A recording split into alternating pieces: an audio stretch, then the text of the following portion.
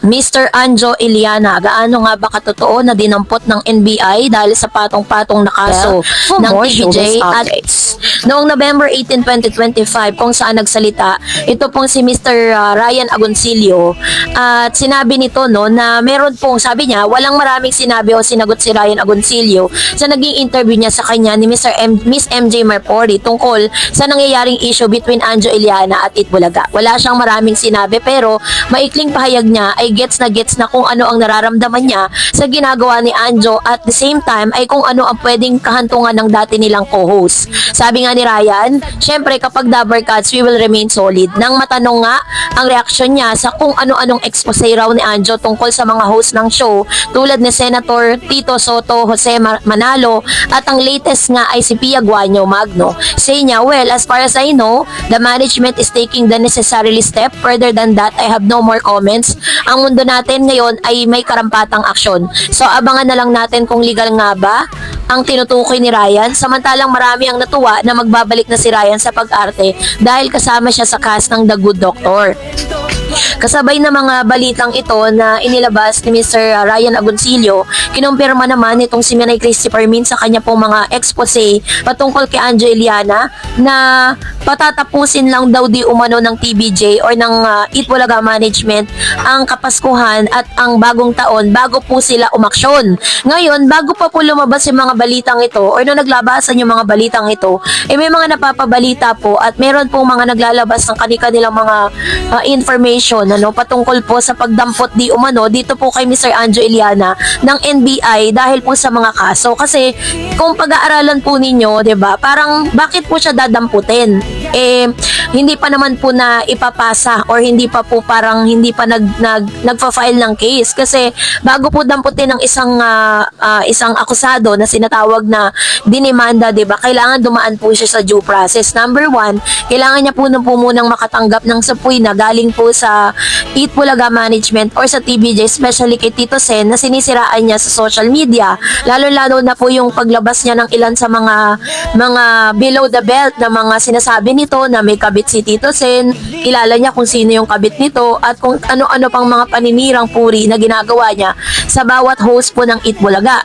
So sa ngayon ay wala pa naman pong natatanggap na subpoena or parang ini-inform itong si Mr. Anjo Iliana na siya po ay dinimanda or may demanda pong nakaamba sa kanya kasi tatlong demanda po yung sinasabi. Isang cyber libel, slander, and defamation. Yun po yung mga kaso na ifinay laban kay Anjo dahil po sa mga mapanirang puri ng statement nito gamit ang kanya pong social media account sa TikTok or the Black account, Black app. So dahil po dito ay nag-aantay po yung mga netizen kung totoo nga bang may naganap na ganun. Para lang po sabihin sa inyo, it's not true, wala pa pong pagdampot na naganap dito kay Anjo. Actually, pag binisita nyo po yung kanyang TikTok account ay nandun pa rin po siya, nagla-live araw-araw at marami na po siyang mga kausap doon. Pero pagkatapos po ng holidays ay matapos nung siguro pinakahuli niya pong paglabas ng mga statement nung November, after nun is hindi na po siya nagbitiw pa ng mga pangalan at hindi na rin siya nagbitiw ng any paninira laban po sa TVJ. So ibang artista naman ngayon ang binabanata ni Mr. Anjo Iliana. Hindi ko alam kung ano po talagang plano ni Anjo Iliana sa buhay niya. Parang gusto niya yata talagang magkaroon ng maraming kaaway, no? So kasabay po nito is nagtanong-tanong tayo at nag-search tayo ano nga bang dahilan kung bakit tila baga napipigilan ang TVJ sa pagsampa ng kaso laban kay Mr. Anjo. Kasi kung tutuusin po ang dami-dami pong mga ebidensya, maging ang mga netizen hindi na nga ipinagtatanggol ni Tito Sen ang sarili niya, maging ng mga Itbulaga na sinisiraan niya, ang mga followers at mga viewers po ng Itbulaga ang siyang nagagalit dito kay Anjo kasi parang sinasabi po nila na isinantabi ni Anjo yung kanilang samahan for how many years kasi ilang taon din naman siya na naging parte ng nasabing show. So marami pong nag-aas, ano ba ang dahilan bakit hanggang sa ngayon ay hindi pa rin daw di umano hinahabla? Kasi base po sa mga research ko at sa mga readings at sa akin pong pagsisearch dito po meron pong nabanggit itong si Mr. Anjo Iliana, isa sa mga videos niya. Sinabi niya na kinausap niya ang isa sa mga executive producer ng nasabing show na si Mr. Tony Tobiera, isa sa mga malalapit at pangalawang magulang na nitong TVJ at ng ilang mga host ng Itbulaga, na kasama po nila noon na nakikipaglaban para po sa titulo ng Itbulaga matapos po magkaroon ng case laban sa Halusos Fam. Noong sila po ay parang umalis ng GMA7 hanggang sa naiwan yung title, hanggang sa nabawi po nila.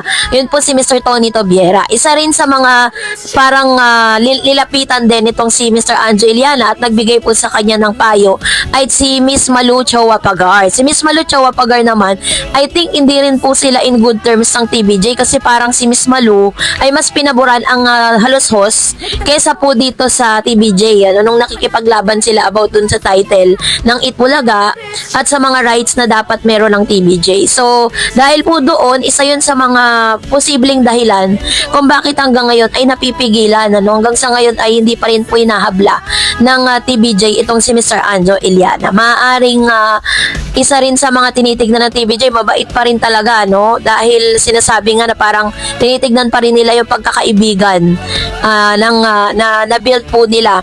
Tapos, meron naman mga bashers na nagsasabi na baka daw kaya ayaw kasuhan or hindi pa tinutuloy yung kaso ni Mr. Anjo dahil nangako si Anjo na once na itinuloy ninyo yung kasong sinasabi ninyo, yan ang sinasabi niya, diba? Parang if we're going to use our own words, parang sinasabi niya dito na kapag tinuloy nyo yung kaso laban kay Anjo Iliana, mas marami pa siyang expose na ilalabas sa TVJ at sa Itbulaga. Yun yung sinasabi niya ng paulit-ulit na parang imbis na magkaroon siya ng remorse doon sa mga sa mga sinabi niya sa public, parang mas tinitrigger niya yung mga TVJ at ng Itbulaga management to pursue that case. Pero dahil nga marami pa silang kino-consider na kailangan po talaga nilang pag-isipang mabuti kasi once na nandyan ka, ang dami po niyang gagastos ka sa abogado, tapos kailangan mo umattend ng hearing. So medyo hassle po yan sa part ng Itbulaga. Kaya naman hanggang sa ngayon nakahang pa rin po yung kaso na yan. Wala pong katotohanan na dinampot siya at wala rin katotohanan na siya po ay nakulong na sa NBI. Kasi may due process po yan. So kayo po, anong niyang sa loobin patungkol dito, mag-comment kayo sa comment section. And that's it for today. For more videos and updates, please don't forget to like and subscribe. And please don't forget to follow my Facebook page, Dareds TV, and Dareds channel. God bless everyone!